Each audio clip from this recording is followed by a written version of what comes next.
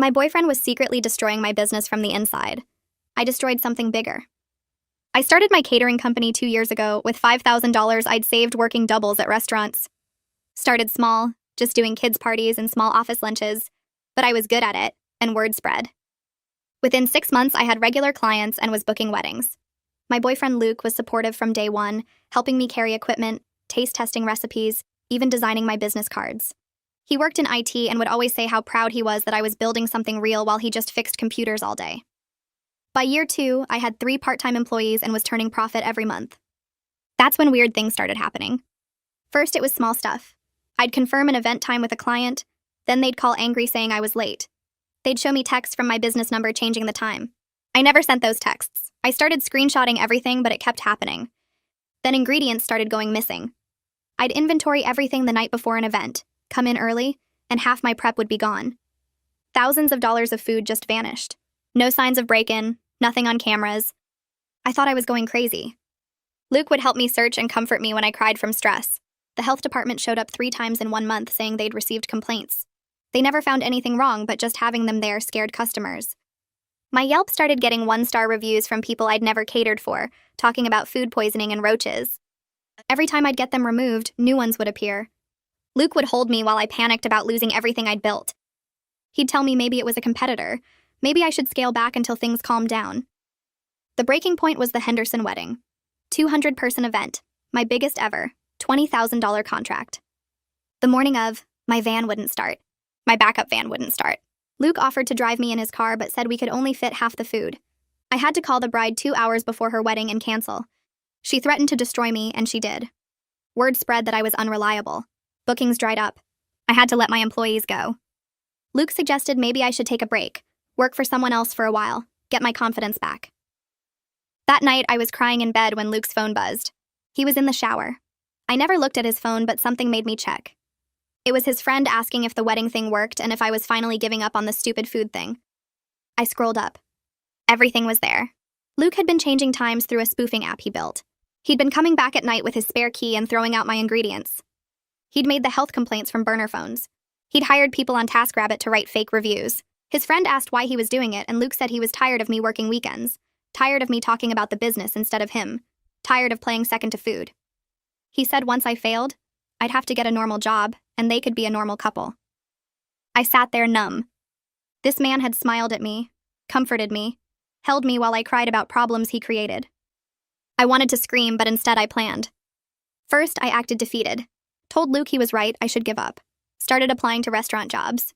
He was so happy, kept talking about how we'd have evenings together now, could take vacations, be normal. Meanwhile, I was documenting everything. Not for court, for something better. Luke had one thing he loved more than anything, his classic car. A 1969 Mustang he'd restored with his dad before his dad died. He spent every Sunday working on it, showed it at every car meet, had professional photos of it on his desk. It was worth $40,000, but to Luke, it was priceless. 2 weeks after I discovered everything, Luke went to a tech conference for 3 days. The first night, I posted his car for sale. Not on normal sites where his friends might see. On specialty forums for overseas collectors. Listed it for $15,000, cash only, urgent sale due to family emergency. The calls started immediately. I picked a buyer from 2 states away who could come immediately with cash. Sold it in Luke's driveway at midnight. Gave them the title he kept in his filing cabinet, the spare keys, everything. They drove away with his baby. But I wasn't done. I took the $15,000 and used it to restart my catering. Rented a commercial kitchen across town, hired back my employees, reached out to old clients with apologies and discounts. Luke came home to an empty driveway. He called the police, but I showed them the security footage of me willingly handing over keys and signing papers. I told them Luke knew I was selling it for business money. We lived together, shared expenses. Why would he be surprised? The police said it was a domestic issue and left. Luke lost his mind. He came through the door screaming. I was sitting on the couch with my laptop, looking at kitchen rental listings, when he burst in and saw the empty driveway through the window. His face went red, then purple. He called me every name I'd ever heard and some I hadn't. Thief, psycho, vindictive bitch. He paced back and forth, spit flying as he yelled about having me arrested, about how I'd stolen his property, about how I'd destroyed the only thing that mattered to him. I stayed calm. I'd practiced this.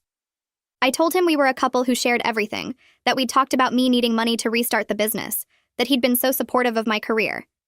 He screamed that he never agreed to sell the car. I reminded him how he'd held me while I cried, how he'd suggested he grabbed his phone and called 911. I let him. I had the security footage ready on my laptop, the signed title, the cash deposit receipt. When the police arrived 20 minutes later, Luke was still raging. The officers looked tired. They asked what happened. Luke said I stole his car and sold it without permission. I showed them the footage of me handing over the keys and signing the title in the driveway. I explained that Luke and I lived together, shared all our expenses, and I'd sold our car to get money for my catering business like he'd been encouraging me to do. The officers looked at each other. One of them asked Luke if we lived together. Luke said yes, but that didn't matter. The officer said it was a civil matter between domestic partners and they couldn't arrest me for selling shared property.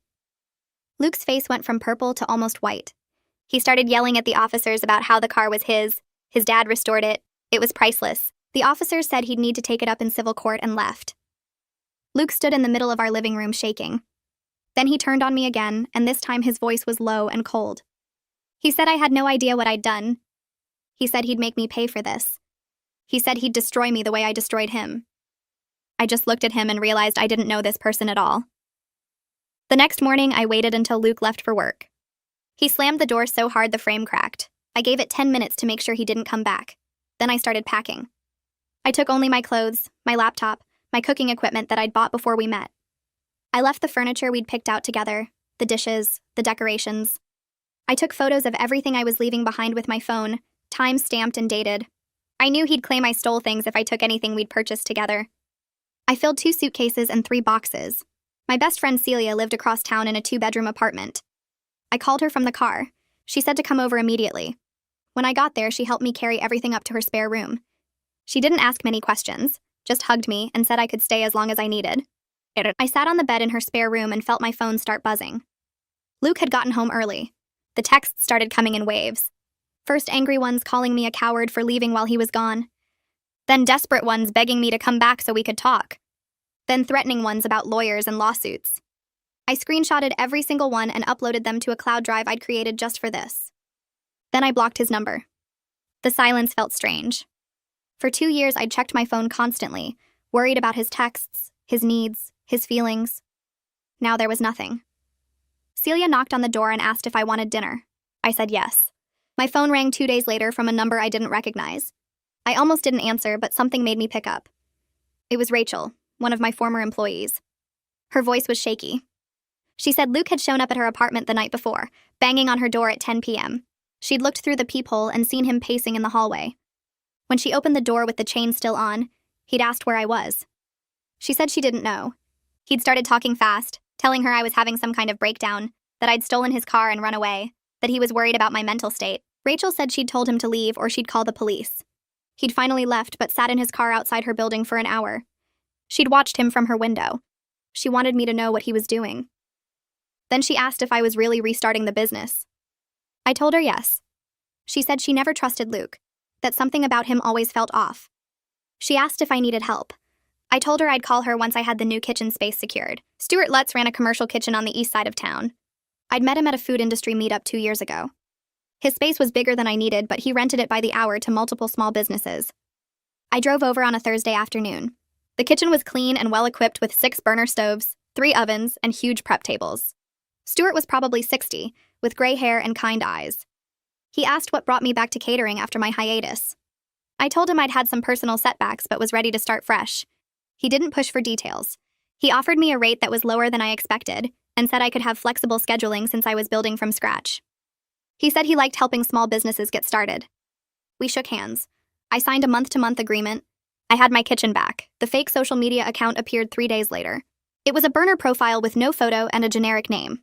The message came through on every platform I had. It said I'd destroyed something that could never be replaced. It said Luke's dad had put his heart into that car and I'd thrown it away like garbage. It said everyone would know what kind of person I really was. It said I'd regret what I'd done. I screenshotted it all and added it to my cloud drive. I didn't respond. 2 more messages came over the next day, each one angrier than the last. I reported the account and blocked it. Another one appeared the next day. I blocked that one too. I wondered how long he'd keep this up. A mutual friend named Sarah called me the following week. She said someone named Morgan Davis wanted to talk to me. The name sounded familiar. I asked who he was. Sarah said he was Luke's best friend. I remembered the texts on Luke's phone. Morgan was the one who'd asked if the wedding sabotage worked. I told Sarah I didn't want to talk to any of Luke's friends. She said Morgan had specifically asked her to tell me he needed to explain something, that it was important. I didn't trust it, but I was curious. I told Sarah I'd meet him in a public place with Celia there. We agreed on a coffee shop downtown on Saturday afternoon. Morgan was already there when Celia and I arrived. He was tall and thin, wearing a button-down shirt and glasses. He looked nervous. He stood up when he saw us and asked if I was me. I said yes. Celia sat down next to me and crossed her arms. Morgan sat back down and started talking immediately. He said he had no idea Luke was sabotaging my business. I asked about the texts. He said he thought Luke was joking, that Luke had a dark sense of humor, and he'd assumed the wedding thing was just Luke venting about being frustrated. He said he'd known Luke since college and had never seen this side of him. He looked genuinely shaken. His hands were shaking when he picked up his coffee cup. I asked why he wanted to meet. He said he needed me to know he wasn't part of it. I asked if he believed me about what Luke did. He said yes. He said after I sold the car, Luke had called him crying and told him everything. Morgan said hearing Luke describe what he'd done made him sick. Morgan set down his coffee and leaned forward. He said Luke had been calling him constantly for the past 2 weeks. Sometimes Luke would be sobbing about losing his dad's car and how it was the only thing he had left of his father. Other times, Luke would be ranting about making me pay, about suing me for everything, about destroying my reputation the way I destroyed his most precious possession. Morgan said he'd tried to tell Luke that what he did to my business was worse, that he'd sabotaged my livelihood for months. Luke had hung up on him. Morgan said he was warning me because Luke was talking about suing me for the car's full value plus emotional distress. He said Luke had already contacted a lawyer. I thanked him for the information. He asked if I was going to be okay. I said I would be. Celia and I left. In the car, Celia said Morgan seemed genuinely sorry. I said maybe, but sorry didn't undo what Luke had done. I had a business to rebuild and apparently a lawsuit to prepare for. I found a lawyer through Celia's cousin who specialized in domestic disputes. Her office was in a converted house downtown with creaky floors and plants everywhere. She listened to my whole story without interrupting, taking notes on a yellow legal pad. When I finished, she leaned back in her chair and tapped her pen against the desk. She explained that Luke and I living together complicated everything. We shared expenses, split rent, had joint accounts for utilities. The car title was in Luke's name only, but proving I acted with bad intent would be hard for him. He'd have to show I knew I didn't have the right to sell it. My story about needing business money and us being partners made sense to the police already. She said he could sue me in civil court, but it would cost him thousands in legal fees with no guarantee he'd win. I asked what would happen if he did sue. She said it could take years and cost both of us more than the car was worth. Then she asked if I had anything that might convince him to back off. I pulled out my phone and showed her the screenshots. Luke's texts about the wedding sabotage, the fake review schemes, the spoofing app conversations. She scrolled through everything slowly, her expression getting more serious. She looked up and said this evidence could destroy him if it went public. His career in IT would be over if people knew he used his skills to sabotage someone's business. But she warned me that using it might make things worse. Luke could get desperate if he felt cornered. I thanked her and paid for the consultation with money I didn't really have. The next day, I started reaching out to old clients. I sent personal emails, not mass messages. I apologized for the equipment failures and explained I'd moved to a better facility with backup systems. I offered 30% discounts for anyone willing to give me another shot. Most didn't respond. A few sent polite rejections saying they'd moved on to other caterers. But 2 days later, a woman named Janine Chen replied. She remembered me from her daughter's 8th birthday party last year. The unicorn cake I'd made was still the talk of her daughter's friend group. She said she'd heard about the Henderson wedding disaster, but everyone has bad days. She was planning her company's holiday party and wanted to book me. The event was for 60 people at her office in December. She said if I did well, her company used the same caterer every year for multiple events. I nearly cried reading her email. I wrote back immediately confirming the date and promising her the best food her company had ever had. 3 days after that, everything got worse. It was almost midnight when Celia's phone rang. I was on her couch watching TV while she was in bed. I heard her boyfriend answer, his voice getting louder. Then Celia came out in her pajamas looking scared. Someone was banging on their front door. I looked through the peephole and saw Luke. His face was red and he was hitting the door with his palm. He was yelling my name, demanding I come out and talk to him. Celia's boyfriend came to the door and yelled through it that he was calling the police. Luke kept banging and screaming about his car, about how I was a thief and a liar. Neighbors' lights started coming on.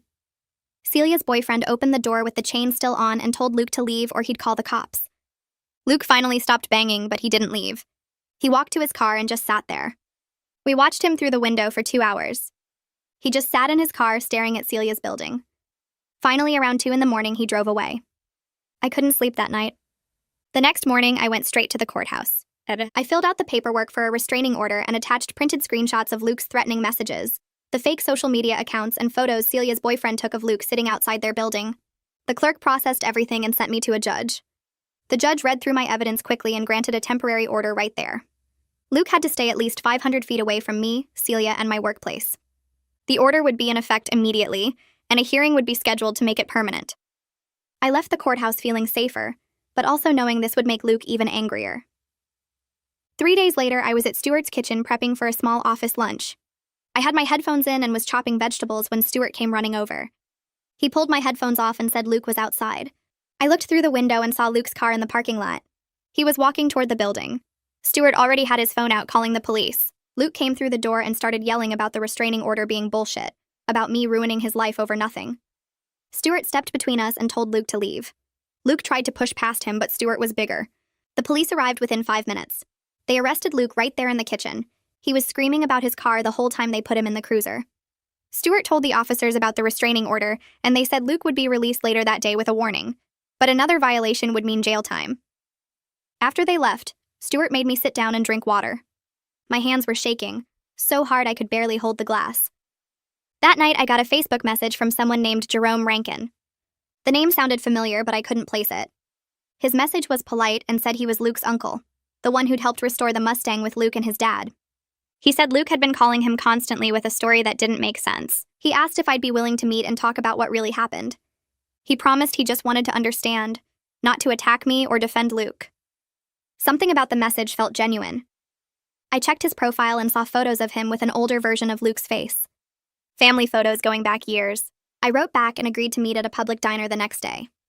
Jerome was already in a booth when I arrived. He was maybe 60 with gray hair and kind eyes. He stood up when he saw me and shook my hand. We ordered coffee and he got straight to it. He said Luke told him I'd stolen his car out of spite after a fight. But Luke's story kept changing and didn't add up.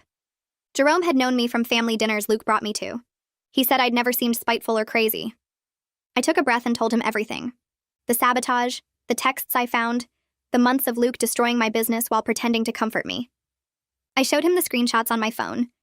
Jerome read through them slowly, his jaw getting tighter. When he finished, he set my phone down and stared at his coffee for a long time. Finally, he said he believed me. He said his brother, Luke's dad, would be ashamed of what Luke had become. Jerome's voice got rough when he talked about his brother. He said Luke's dad was the most honest man he'd ever known. He taught Luke about integrity and hard work while they restored that Mustang together. Every bolt they turned, Luke's dad talked about doing things right even when no one was watching. Jerome said Luke had dishonored everything his father taught him. He looked at me and said he wouldn't help Luke sue me. If it came to court, he'd testify about Luke's character and what he'd seen in those texts. He said his brother would want the truth told, not his son protected from consequences. We sat there for another hour while Jerome asked questions about the business and what I was doing now. When we left, he hugged me and told me to call him if Luke caused more problems. He said family wasn't about blood. It was about doing right by people. I left the diner feeling lighter than I had in weeks. Jerome's support meant something, knowing that even Luke's own family saw through his lies. But the relief lasted exactly 2 days. That's when the certified letter arrived at Celia's address. I stood in her kitchen holding the thick envelope, my hands shaking as I read the law firm's name embossed across the top. Luke's lawyer was demanding $50,000. $50,000.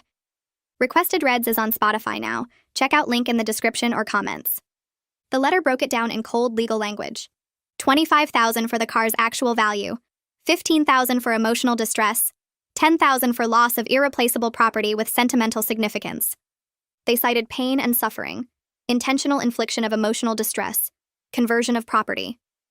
The words blurred together as I read. My lawyer called me in that afternoon after I forwarded her the demand letter. She sat across from me in her small office and went through it line by line. Luke's lawyer was throwing everything at the wall to see what stuck. The emotional distress claim was weak, she said, but the property conversion had some teeth since we weren't married, and the car was solely in his name. I showed her the screenshots again, all the evidence of Luke's sabotage. She leaned back in her chair and asked if I wanted to go nuclear. We could respond with our own letter detailing every crime Luke committed. The spoofing app was illegal wiretapping. Destroying my ingredients was theft and vandalism. The fake health complaints were filing false reports. We could threaten criminal charges and make this very ugly for him. I told her to do it. She drafted a response that made Luke's demand letter look gentle. She laid out each instance of sabotage with dates and evidence. She cited specific criminal statutes he'd violated. She suggested that if Luke wanted to involve the courts, we'd be happy to provide all this documentation to the district attorney's office. The letter ended with a recommendation that Luke drop all claims immediately or face potential prosecution. She sent it certified mail the next day. For a week, nothing happened. Then Luke's lawyer responded with an even angrier letter claiming we were making false accusations and attempting extortion. My lawyer fired back. His lawyer escalated. The letters got more aggressive with each exchange, legal threats flying back and forth like grenades. 2 weeks of this back and forth drained me more than the actual events had. Every day I checked the mail expecting another attack. My lawyer finally called and suggested mediation, and she said we could keep throwing letters at each other for months, racking up legal fees neither of us could afford, or we could sit down with a neutral third party and try to settle this. She warned me that actual court would cost more than any settlement and drag on for over a year. The emotional toll alone might not be worth it. I agreed to mediation, but I hated that Luke was forcing me into this position. While the legal nightmare continued, I focused on rebuilding the business. Stuart gave me flexible hours in his commercial kitchen and didn't ask questions when I showed up at odd times to avoid running into other renters. I started small, reaching out to former clients with personal emails apologizing for the Henderson disaster and explaining I'd had equipment failures but everything was resolved now. I offered steep discounts, sometimes barely breaking even, just to get back in front of people. A woman named Janine Chen responded first. I'd catered her daughter's 8th birthday party the year before, one of those elaborate princess-themed events with custom cookies shaped like crowns. She said her company was planning a small retirement lunch for 20 people and asked if I was available. The budget was tight, but I took it. I spent 2 days prepping, triple-checking every ingredient, every measurement, every timeline. The lunch went perfectly. Janine sent me a glowing email the next day saying everyone loved the food and asking for my card to pass around the office. 2 more clients reached out after that, both referrals from satisfied customers before everything fell apart. The bookings were small, nothing like the weddings I used to do, but they were real work, real income. Rachel called me out of nowhere on a Tuesday afternoon. She'd heard through mutual friends that I was working again and asked if I needed help. I told her I could only afford part-time hours and the pay wasn't great yet. She said she didn't care, she believed in what I was building and wanted to be part of it. I hired her back that week. Then I brought on another part-timer, a culinary school student named Miko who needed experience and was willing to work for minimum wage plus meals. We were a tiny operation, but we were functional. That's when Luke struck again. I got an alert on my phone from Yelp about a new review. 1 star. The review claimed I'd catered an office party the previous week where half the guests got food poisoning from spoiled chicken. It described symptoms in graphic detail and said the company was considering legal action. I'd never catered any office party the previous week. My hands went cold as I read it. Luke was still sabotaging me even with a restraining order in place. I immediately reported the review to Yelp with a detailed explanation. I attached a copy of the restraining order and screenshots showing I had no events that matched the review's description. I included my business calendar proving I couldn't have done the catering mentioned. Yelp's response came within hours. They removed the review and sent me a message saying they'd flagged the IP address for suspicious activity. If any more fake reviews appeared from related accounts, they'd take additional action. I felt a small win, but also a deep exhaustion. Luke couldn't let this go. The next battle came when I needed to get the rest of my belongings from our apartment. I'd been putting it off, living out of the 2 suitcases I'd grabbed that first day at Celia's place. But I needed my kitchen equipment, my recipe binders, my clothes. The police escort met me at the apartment on a Thursday morning. 2 officers stood in the hallway while I used my key to open the door. Luke wasn't there, but his presence haunted every room. I walked into the bedroom and stopped. My side of the closet was destroyed. Clothes ripped off hangers and thrown on the floor. My photos were torn in half and scattered across the dresser. In the corner, I found my grandmother's quilt, the one she'd made by hand over 6 months before she died. Luke had cut it into pieces with scissors. Deliberate, clean cuts through fabric that represented hours of my grandmother's love and work. I stood there holding scraps of the quilt, and something broke inside me.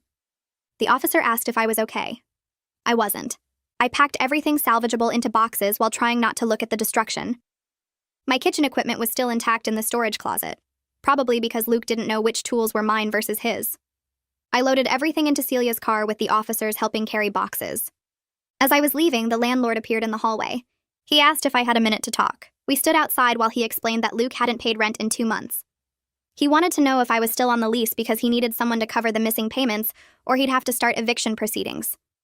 I showed him the restraining order and explained we'd separated. I told him I'd moved out and wasn't coming back. He looked relieved and said he'd remove me from the lease immediately. Luke would be responsible for the full rent going forward or face eviction. I signed the papers he'd brought and walked away from that apartment forever. 3 weeks later, Morgan texted me. Luke had been evicted and moved into Morgan's spare room temporarily. The text was apologetic, explaining that Morgan felt obligated to help because they'd been friends since college. But he wanted me to know Luke was in bad shape. Luke barely ate, barely slept, spent all his time online searching for his Mustang. Morgan said Luke had contacted every classic car forum and collector group trying to track down the buyer. He'd even hired a private investigator, but the trail went cold at the state border. Luke was spiraling and Morgan didn't know how to help him. I read the text and felt nothing. No sympathy, no guilt, no satisfaction. Just emptiness where Luke used to occupy space in my mind. I spent the next week preparing for the wedding like it was the most important event of my life. Rachel helped me triple-check every detail, from ingredient counts to backup equipment. The morning of the event, I arrived 3 hours early and set up in the venue's kitchen. Everything went exactly as planned. The appetizers came out perfectly timed. The main course earned compliments from the bride's family, and the dessert display looked like something from a magazine. The bride found me during cleanup and hugged me, so hard I thought my ribs would crack. She pulled out her phone right there and posted photos of the food on Instagram, tagging my business and writing about how I'd saved her wedding. Before I left, 7 different guests stopped me to ask for business cards. I drove back to Stuart's kitchen feeling something I hadn't felt in months, like maybe I could actually rebuild this. 3 days later, my lawyer called. Luke's lawyer wanted to set up mediation instead of going to court. She explained that a neutral third party would help us settle everything: the car situation, shared property from the apartment, and making the restraining orders permanent. Court would cost thousands in legal fees and could drag on for months. Mediation would cost a fraction of that, and we could be done in one session. I hated the idea of sitting in a room with Luke, but I was tired of spending money on lawyers when I needed every dollar for the business. I told her to set it up. The mediation happened 2 weeks later in a bland office building downtown. I arrived early with my lawyer and sat in the waiting area watching the door. When Luke walked in with his lawyer, I barely recognized him. He'd lost weight. His clothes hung loose on his frame, and dark circles made his eyes look sunken. His hair was greasy like he hadn't showered in days. He saw me and his whole body went rigid. The hatred in his eyes was so intense I had to look away, but underneath it I saw something else that might have been regret, or just exhaustion. The mediator was a woman in her 50s who introduced herself and explained the process. We'd each present our side without interruption, then work toward a settlement both parties could accept. Luke's lawyer went first and spent 20 minutes talking about the Mustang's value, both monetary and sentimental. He showed photos of Luke and his dad working on the car, the restoration process, car show awards. He painted me as vindictive and cruel for taking the one thing Luke treasured most. Then my lawyer stood up. She pulled out her laptop and showed the mediator screenshots of Luke's texts about sabotaging my business. She had the fake Yelp reviews, evidence of the spoofing app, records of the health department complaints from burner phones. Luke's lawyer's face went pale as he saw it all. He kept glancing at Luke with this look of shock and anger, like he was realizing his client had lied to him. Luke started crying halfway through my lawyer's presentation. Not quiet tears, but loud sobs that shook his shoulders. The mediator asked if he needed a break, but he shook his head. When my lawyer finished, the mediator asked Luke directly if the evidence was accurate. Luke nodded and said yes, he'd done all of it. His voice came out broken and hoarse. He said he felt neglected because I worked all the time and he wanted me to need him again like I did at the beginning. He thought if the business failed, we'd go back to being normal and happy. The mediator asked him if he understood that sabotaging someone's livelihood was abusive behavior. Luke just cried harder and didn't answer. We spent 4 hours negotiating. Luke's lawyer kept pushing for the full $40,000 the car was worth, but my lawyer countered with the sabotage damages and threatened criminal charges. Eventually, we reached a number: $12,000 for the car. Luke would drop all other claims about shared property and the apartment. We'd both agree to permanent restraining orders that meant we could never contact each other again. I wanted to scream that it wasn't fair, that $12,000 was nothing compared to what he'd destroyed. But I was so tired of fighting, and my lawyer kept saying this was the best outcome we'd get. I signed the papers and walked out without looking at Luke again. The $12,000 meant taking out a small business loan since I'd already spent the $15,000 from selling the car. The loan payments would eat into my profits for the next 2 years, setting back any plans to expand or hire more staff. My lawyer assured me it was still better than months of court battles that could cost even more with no guarantee I'd win. I signed the loan papers and wrote Luke a check, officially ending our legal connection. Celia helped me apartment hunt the following week. Most places in my budget were sketchy or too far from Stuart's kitchen. We finally found a studio in an older building that was small but clean. The landlord didn't care about my recent eviction since I had first and last month's rent in cash. I bought new locks the same day I moved in and installed a security system that sent alerts to my phone. The apartment was basically one room with a tiny bathroom and a kitchen the size of a closet, but it was mine. Nobody else had keys. Nobody could get in without my permission, and I could finally sleep without jumping at every sound. Morgan texted me a month after mediation. Luke had moved to another city for a job in tech support. Morgan said Luke wanted a fresh start somewhere nobody knew what happened. The text ended with another apology for not seeing what Luke was doing, and an offer to be a reference if any of my clients wanted to verify my character. I thanked him and saved the message in case I needed it, but mostly I felt relief that Luke was gone and wouldn't be showing up places anymore. I spent the next 2 months working every single day. Small parties, corporate lunches, baby showers, anything I could book. Rachel came back full-time and I hired another prep cook to help with the increased workload. Every event got my absolute best effort. Every client got follow-up calls to make sure they were satisfied. The positive reviews started accumulating on my business page. Slowly, the fake 1-star reviews Luke had planted got buried under real feedback from real clients. My booking calendar filled up 3 months out, then 4. I started getting referrals from Delilah again, the wedding planner who'd given me a chance after everything fell apart. People were starting to trust me again, and it felt like I could finally breathe. Rachel called me on a Tuesday afternoon while I was prepping for a small office party. She sounded excited in that way people get when they have gossip they know will matter. She'd run into someone from Luke's old IT company at the grocery store, one of the guys from his team who recognized her from the company picnic Luke dragged me to once. The guy told Rachel that Luke got fired about a month ago. Not laid off, fired. The company found the spoofing software on his work computer during a routine security check. They dug deeper and discovered he'd been using company resources and time to build apps for personal use, specifically apps designed to harass someone. Rachel said the guy didn't know it was me Luke had targeted, just that management fired him immediately and walked him out with security. She asked if I wanted his name in case I needed it for anything legal, but I told her the legal stuff was over. I just felt this weird sense of relief knowing Luke's sabotage had caught up to him in ways I never planned. He destroyed his own career trying to destroy mine. Jerome reached out a few days later through Facebook Messenger. His message was short but thoughtful, saying he'd been talking to family members about what really happened between Luke and me. He wanted me to know that several relatives, people who'd been cold to me at family gatherings, or who Luke had probably fed lies to, wanted to apologize. Jerome said Luke's cousin felt terrible for believing Luke's version where I was the unstable one who stole his car out of spite. His aunt wanted to send me a card.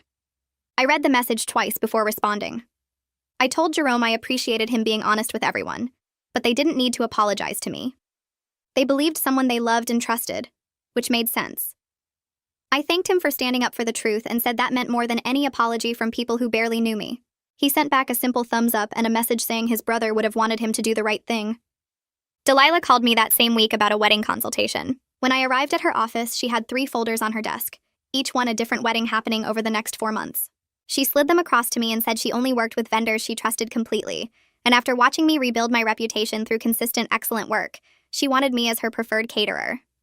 I felt something tight in my chest loosen as I flipped through the details. 2 of the weddings were medium-sized, around 100 guests each. The third was smaller, but at a fancy venue that usually brought in high-end clients. Delilah leaned back in her chair and admitted something that surprised me. She said during the Henderson disaster, she suspected something was wrong because it was so unlike my usual work. My prep was always organized, my timing always perfect, my communication always clear. When everything fell apart that day, it felt off to her, but she didn't have proof of anything, so she stayed quiet. She felt guilty about that. I told her there was nothing she could have done, and I was just grateful she was giving me another chance now. We shook hands on all 3 weddings. The new bookings meant I needed more help. I put out a call for part-time staff and interviewed 5 people over 2 days. I hired 2 of them. The first was a woman in her 50s who had catering experience and needed flexible hours around her other job. The second was a culinary school graduate, fresh out of a program in the city, who brought energy and new ideas I hadn't considered. She suggested updating my menu with some modern fusion options that would appeal to younger clients. We spent an afternoon developing 3 new dishes, testing flavors and presentation until we had something I felt confident offering. I also finally invested in professional photos of my food. A photographer who'd done some events for me agreed to do a full menu shoot at a discounted rate. The new photos went up on my website the same day, and I updated all my social media with the fresh content. The business started to look polished and professional in ways it hadn't before. My phone rang on a Saturday morning from a number I didn't recognize. I almost didn't answer, but something made me pick up. The voice on the other end was hesitant, apologetic. It was Mrs. Henderson, the bride whose wedding I'd missed. She said Delilah had told her what really happened, about Luke sabotaging my business, about the vans being tampered with. She apologized for threatening to destroy me when I was already being destroyed by someone I trusted. Her voice cracked a little when she said she understood now that I hadn't been unreliable or unprofessional. I'd been a victim. She asked if I would consider catering her sister's wedding as a second chance. The wedding was in 3 months, 150 guests, at a nice venue outside the city. I told her I would need to think about it, not because I didn't want the job, but because I needed to make sure I could handle it without the fear of sabotage hanging over me. She understood and said to take my time. I spent 2 days planning before I called Mrs. Henderson back. I accepted the job, but with conditions. I wanted backup vendors on standby for key ingredients in case anything went wrong. I wanted my own security cameras in my prep space. I wanted detailed contracts with the venue about access and storage. Mrs. Henderson agreed to everything without hesitation. She said her sister was excited to work with me and had heard great things about my food from other clients. The planning process took weeks. I created backup plans for every possible scenario. My new employees helped me prep components ahead of time and freeze them properly. I rented a second vehicle as backup transportation. I checked and double-checked every detail until I was confident nothing could go wrong. The wedding day arrived and everything ran perfectly. The food came out hot and beautiful. Guests complimented every course. Mrs. Henderson herself, the original bride who'd threatened to ruin me, told 3 different groups of guests that I was the best caterer in the city, and they should book me immediately. I watched her sister's face during the reception, saw how happy she was, and felt something settle in me that had been tense for over a year. 6 months had passed since I sold the Mustang. I sat in my tiny studio apartment one evening and looked at my business accounts on my laptop. My booking calendar was full for the next 5 months. I had a waiting list for premium weekend dates. The loan I'd taken to pay Luke's settlement was paid off completely. I'd even started building savings again, putting away money each week into an account Luke never knew about and never could access. The business was more successful than it had been before everything fell apart. I had steady employees, reliable clients, and a reputation I'd rebuilt through hard work and consistency. The fake reviews Luke planted were buried under dozens of real 5-star reviews. My social media following had grown. People tagged me in posts about their events. I closed the laptop and sat in the quiet of my apartment, feeling something I hadn't felt in a long time. Peace. But I also knew I wasn't okay. The betrayal sat in me like something heavy I carried around every day. I made an appointment with a therapist that week. The first session was hard. I cried through most of it, telling the story of Luke's sabotage, the way he'd comforted me while destroying me, the way I'd trusted him completely. The therapist listened and then asked me questions I hadn't considered. Had Luke shown controlling behavior before the sabotage? Had there been other red flags I'd ignored? I started remembering small things. The way Luke always wanted to know where I was, the way he'd get quiet and distant when I talked about business success, the way he'd suggest I was working too much whenever I was excited about a new client. I'd written those things off as normal relationship stuff, but sitting in that office, I realized they were signs of something darker. The therapist helped me understand patterns I needed to recognize so I wouldn't fall into them again. We scheduled weekly sessions. Morgan texted me out of nowhere on a Wednesday night. The message was brief. Luke was in therapy too, apparently working through what he'd done. Luke had asked Morgan to tell me he was sorry. Morgan refused to be a messenger. He told Luke that if he wanted to apologize, he needed to figure out how to do it himself. But Morgan didn't think I needed to hear from Luke at all. Morgan said Luke needed to live with what he'd done without my forgiveness. I read the message twice and then typed back a simple thank you. I appreciated Morgan's boundaries and his refusal to make me deal with Luke's guilt. Whatever healing Luke needed to do was his own work, not mine. I attended a small business owners networking event the following month at a community center downtown. I almost didn't go because networking events usually felt forced and awkward, but something made me show up. I sat at a table with 5 other entrepreneurs, people running everything from a graphic design business to a dog walking service. We went around sharing our stories, and when it was my turn, I gave the short version about starting my catering company and facing some setbacks but rebuilding. One woman, who ran a bakery, said she'd lost her storefront to a fire 2 years ago and had to start over from her home kitchen. Another guy said his business partner had embezzled money and nearly bankrupted their company. Everyone had a story of failure or betrayal or disaster that they'd survived. Sitting there listening to them, I realized my experience wasn't unique. Every person building something faced obstacles and setbacks. The difference was whether you let those things destroy you or whether you used them to become stronger. I left that event feeling less alone than I had in months. Rachel brought it up during a slow afternoon at the kitchen when we were prepping for a wedding the next day. She asked if I'd ever thought about bringing on a partner now that business was growing so fast. I stopped chopping vegetables and looked at her. She'd been with me through everything, stayed when I had to let everyone go, came back without hesitation when I restarted. She knew my systems, understood my standards, and clients loved her. I told her I'd think about it seriously. Over the next week, we met 3 times to discuss what partnership would look like. Rachel wanted to invest $10,000 for 20% ownership and take on more management responsibilities so I could focus on menu development and client relationships. The numbers made sense, and more importantly, I trusted her completely. We shook hands on it and scheduled a meeting with my lawyer to draw up the papers. Jerome called me on a Thursday afternoon and invited me to a family barbecue that weekend. He said there was someone he wanted me to meet. I almost said no because family events with Luke's relatives felt complicated, but something in Jerome's voice made me agree. I showed up Saturday afternoon with a tray of appetizers I'd made that morning. Jerome's backyard was full of people, and he immediately guided me toward an older woman sitting in a lawn chair. He introduced her as his brother's widow, Luke's mother. She stood up when she saw me, and before I could say anything, she pulled me into a tight hug. She was crying, apologizing for her son, thanking me for not pressing criminal charges when I could have. I stood there awkwardly patting her back while she sobbed into my shoulder. When she finally pulled away, she kept holding my hands and looking at me with this expression of deep sadness mixed with gratitude. She told me that Luke's father would have made him face real consequences for what he did. She said her husband believed in accountability and would have been ashamed of the man Luke became. She kept saying she wished she'd raised him better, that she must have failed somewhere along the way. I squeezed her hands and told her Luke made his own choices. He was an adult who decided to sabotage someone he claimed to love, and that wasn't on her. She nodded, but I could tell she didn't fully believe me. We sat together for a while, and she told me stories about Luke's father and the Mustang, how they'd worked on it together every weekend for 2 years. I listened and realized she'd lost her husband, and now had to accept what her son had become. Before I left, she hugged me again and made me promise to stay in touch with Jerome. The partnership papers were ready 2 weeks later. Rachel and I met at the lawyer's office on a Monday morning and signed everything. She wrote me a check for $10,000, and I signed over 20% of the business I'd built from nothing. We celebrated that night by catering a charity event for free, feeding 100 people at a homeless shelter downtown.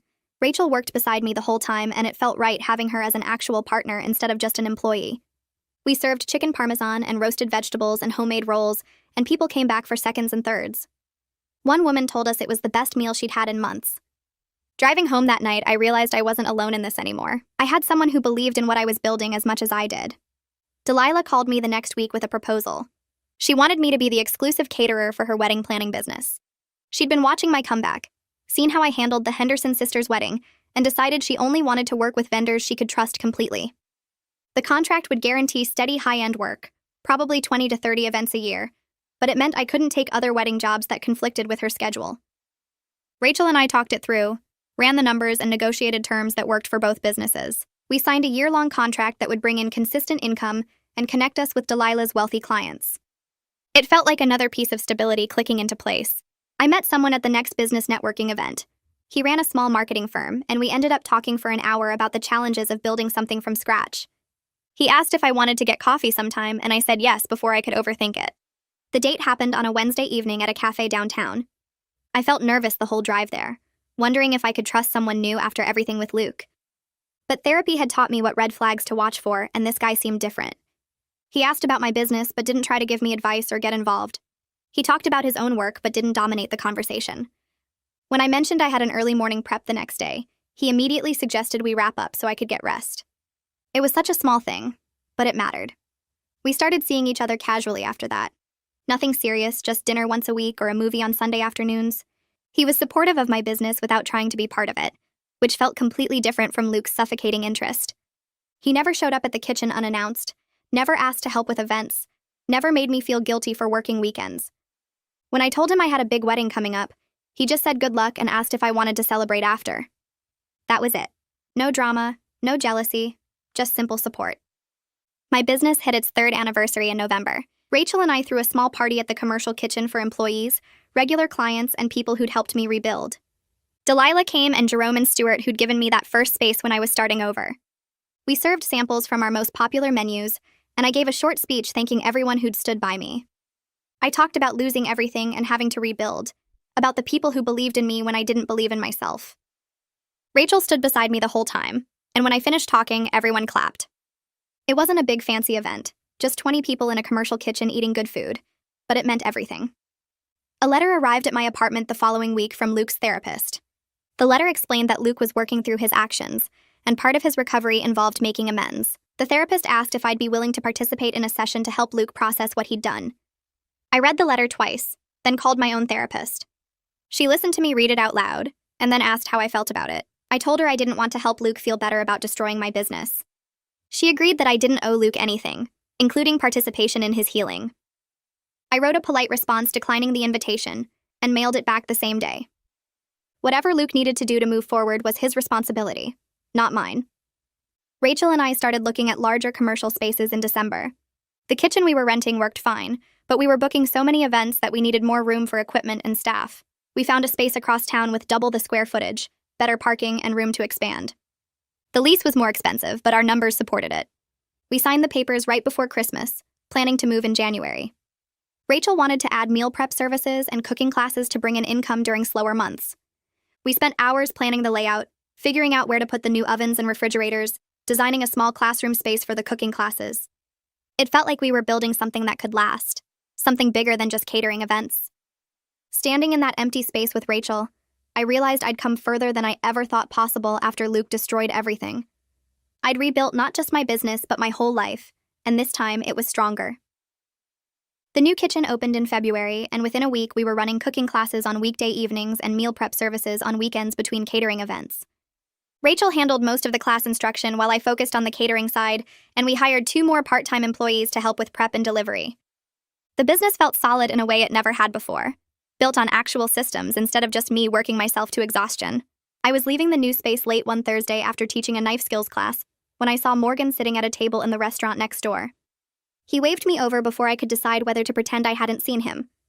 I sat down across from him, and he told me Luke moved to Denver 3 months ago, got a job at a tech startup doing database management. Morgan said Luke was seeing a therapist twice a week and seemed to be working on himself, trying to understand why he did what he did. I listened and realized I didn't feel the anger that used to burn in my chest when anyone mentioned Luke's name. I just felt tired and relieved that it was over, that he was somewhere else living his life, and I was here living mine. Morgan asked if I was doing okay, and I told him the business was better than ever, that I'd moved on completely. He seemed relieved to hear it, like he'd been carrying guilt about what his friend did.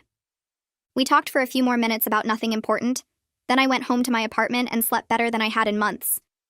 My relationship with the guy from the networking group turned into something steady over the next few months. He owned a small accounting firm and understood the demands of running a business without trying to be involved in mine. We had dinner twice a week, went hiking on Sundays when I wasn't working, and he never once made me feel guilty about checking my phone during event season. Rachel met him at a staff barbecue in April and pulled me aside after to say she approved, that he seemed like someone who actually supported me instead of just saying he did. Celia met him the following week and said the same thing. My employees liked him because he'd show up to help load equipment without being asked, then disappear when the actual work started so we could focus.